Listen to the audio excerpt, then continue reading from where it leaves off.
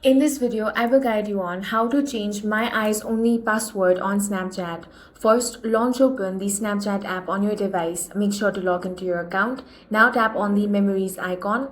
From here, you want to head over to My Eyes Only. Now, instead of entering your password over here, to change your password, you want to tap on the options. Now, you will have two options here. Select the one that says change passcode.